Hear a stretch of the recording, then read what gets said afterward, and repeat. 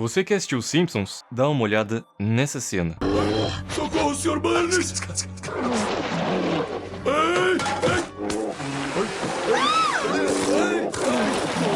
Ela me parece meio familiar, certo? Dá uma olhada nessa aqui agora. Sou um touro reprodutor. O que é isso?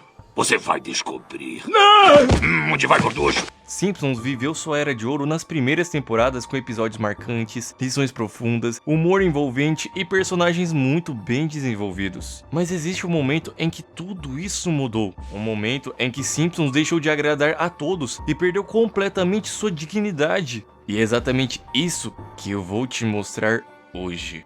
Desde o início, os Simpsons sempre foram retratados como uma família de classe média baixa e Homer como alguém que vive apertado para sustentar seus 3 filhos. Eu tenho 3 filhos e nenhum dinheiro! Por que eu não posso ter nenhum filho e 3 dinheiros, hein? Por isso, mesmo odiando trabalhar na usina, sendo constantemente humilhado pelo Sr. Burns e abdicando de seus sonhos como trabalhar no boliche, ele se mantém firme porque antes de pensar nele, ele pensa nas pessoas que ama. E até quando nem o salário da usina dava conta, Homer ainda fazia o impossível para ver sua família feliz. Como no episódio em que ele compra um pônei para Lisa para compensar ela por ter estragado sua apresentação de sax, já que mesmo isso afundando em dívidas, Homer escolhe trabalhar a noite inteira no Quick Mart só para manter o sorriso da filha, mesmo que isso acabava com ele. Esse constante esforço em agradar sua família, apesar de viver sempre sem grana, mostrava o quanto o Homer tinha um grande coração. Só que no 5º episódio da 12ª temporada, chamado Homer vs Dignidade, isso foi longe demais, a ponto de ser considerado um dos piores episódios de toda a série, e o motivo dela nunca mais ter sido a mesma. O episódio começa como qualquer outro de Simpsons, quer dizer, não exatamente. A família está reunida em um restaurante para comemorar o A que o Bart tirou em astronomia. E para surpresa de todos, não foi porque ele colou, mas sim porque ficou trancado no armário, sendo obrigado a ler um cartaz do sistema solar, enquanto Skinner e a Corbapel estavam se pegando na sala. Só que após terminarem de jantar, quando estavam prestes a pagar e ir embora, o cartão do Homer foi recusado. E como qualquer família decente nessa situação, eles obviamente, começaram a correr. O que não dá nada certo, já que a porta é trancada e eles são obrigados a pagar de outra forma, se vestindo como mariachis, cantando e tocando músicas a noite inteira. E quando finalmente conseguem sair de lá, a Marge questiona como eles chegaram nessa situação. Só que ela mal consegue terminar a frase que o carro para de pegar por não ter mais gasolina. Se vendo sem saída, sem combustível, com dívidas até o pescoço e ainda por cima num carro que nem bancos de trás tem, a Marge sugere ao Homer que eles procurem um planejador financeiro. E assim que fazem uma consulta, a previsão que eles recebem não é nada animadora. Marge, sua postura está terrível.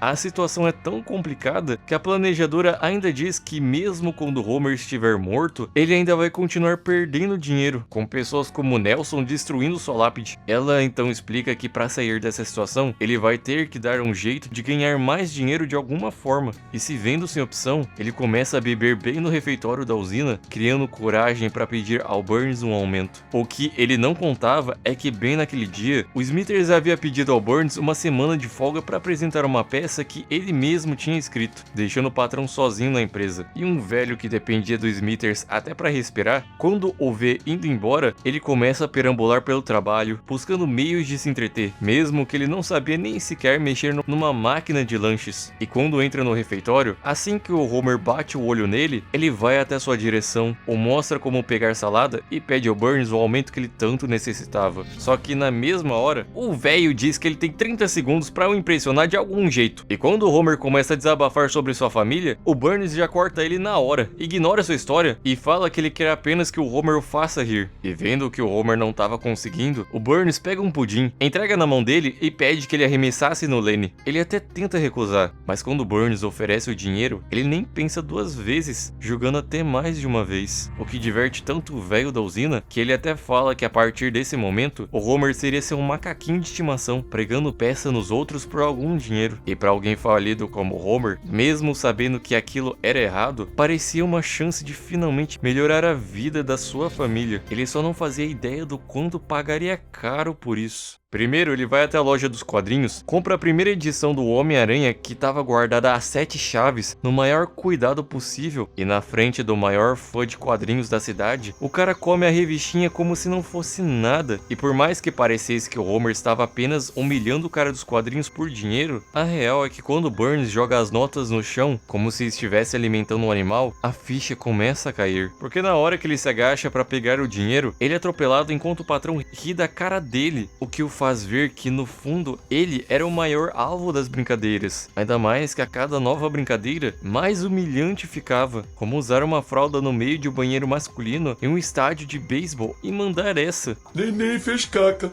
E apesar de agir como um fantoche, se sentindo pior a cada novo serviço, é graças a esse dinheiro que ele consegue ajudar na casa e pagar todas as vacinas da sua família, deixando a Marge bem orgulhosa a ponto de pedir até pros filhos agradecerem pelo pai ter cuidado de tudo. Só que quando ela pergunta curiosa como ele conseguiu ganhar mais dinheiro, ele até diz a verdade falando que estava fazendo serviços pro Sr. Burns. Mas é claro que ele não conta toda a verdade.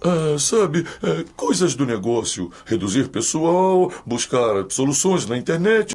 Porque para Homer, se sua família estivesse bem, nada mais importava, mesmo que isso custasse um pedaço dele a cada humilhação. Mas o que ele não sabia é que o pior ainda estava por vir, já que no momento que ele vai até o zoológico, a pedido do Sr. Burns, ele se fantasia de uma panda fêmea para que ele faça uma coreografia no meio da jaula em frente às crianças. O problema é que assim que começa a dançar, os cuidadores, vendo que essa panda não para quieta, eles enchem ela, no caso o Homer, de choque, o fazendo sentir uma dor insuportável, caindo no chão na mesma hora. E se isso já não fosse humilhante o suficiente, entra um panda macho com o dobro do tamanho. Homer tenta fugir, mas na verdade, isso só deixa o panda ainda mais interessado nele. Ele grita por ajuda, mas o Sr. Burns apenas ri, e o público aplaude sem ter a menor ideia do que realmente está acontecendo.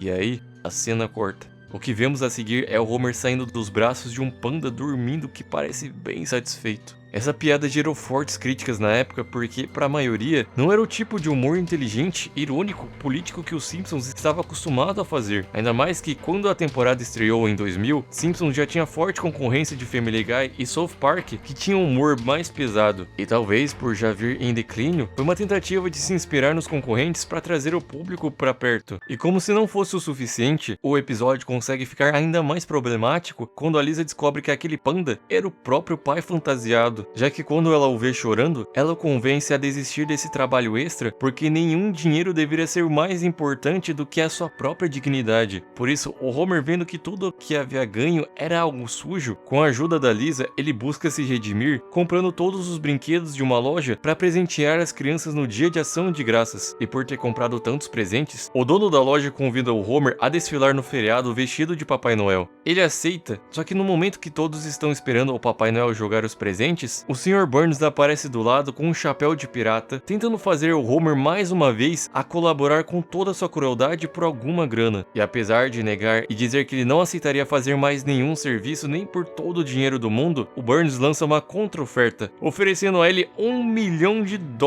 E sem pensar, o Papai Noel começa a lançar restos de peixe em todos, as gaivotas aparecem, as pessoas saem correndo, os balões são destruídos e todo o evento vira um caos. Mas é aí que descobrimos que não era o Homer vestido de Papai Noel tacando os peixes, mas sim o Burns. Ou seja, ele não topou ajudar o Burns, mas também não impediu que ele destruísse um evento feito para as crianças, incluindo os presentes que ele mesmo havia comprado. Ele foi torturado, humilhado das piores formas e ainda assim deixou o mal sair impune. Uma série que sempre mostrava a redenção de seus personagens, uma forte lição de moral no fim de cada episódio, decidiu apostar apenas na humilhação como forma de entreter. Como se o verdadeiro Burns fosse os próprios criadores, tentando extrair o máximo de risadas, enquanto nós só assistimos tudo, sem entender o porquê aquilo realmente estava acontecendo. Mesmo que isso só seja o início da queda do Homer, que eu falo melhor nesse vídeo, ou uma das maiores injustiças de Simpsons, como a do Bart sendo esquecido por todos, que eu falo nesse vídeo aí na tela.